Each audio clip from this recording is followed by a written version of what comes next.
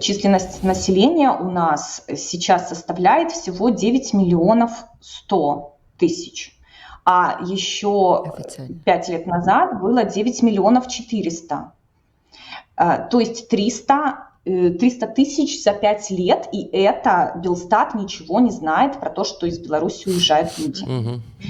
В эту статистику входит только та миграция, о которой сообщили, о которой уезжающие уведомили органы, либо стали на консульский учет по месту Почти жительства. никто, видимо.